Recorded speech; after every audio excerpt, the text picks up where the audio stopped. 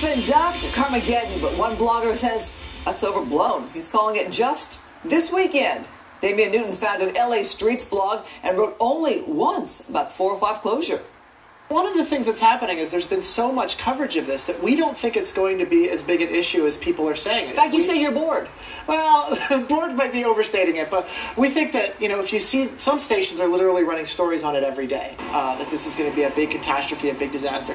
I think that with the amount of coverage that we've had, though, that Angelenos and people in the surrounding areas, they're smart enough to make smart decisions. And yes, there are some people that have to drive. 500,000 people travel that freeway. That's a lot of people affected. And don't you, but 500,000 people travel, but we're talking about weekend A. Okay. And most of those people that are traveling on a weekend are doing so for recreational purposes. So you're saying they don't have to go? There are people that have to, but I think enough people will make the choice not to go that we're not going to see an overflow of the streets. We're not going to see the streets crowded.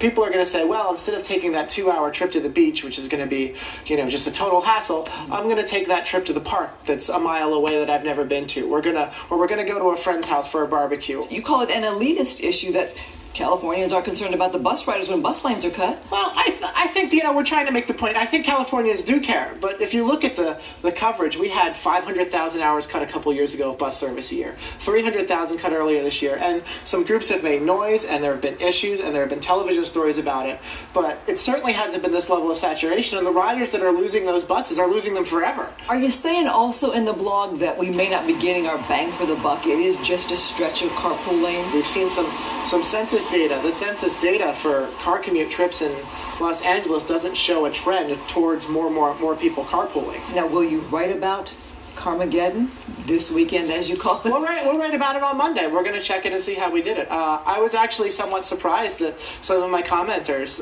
the people that I respond regularly to stuff I write, were telling me that I'm wrong, that this is going to be as big a disaster as people say it is. It does affect 500,000 people, they say. And we're not going to see all these side streets congested and clogged up. Maybe right by the points where the closure is happening, there will be collections of people.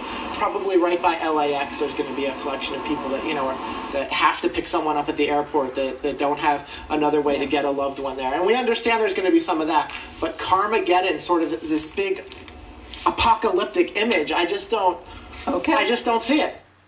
LA Streetsblog, and by the way, Damien rode his bicycle here to the interview. He thinks we'll see a repeat of the traffic situation when LA hosted the Olympics. Everybody expected the worst, and it turned out to be, says, no big deal. Well, we won't have to wait long now.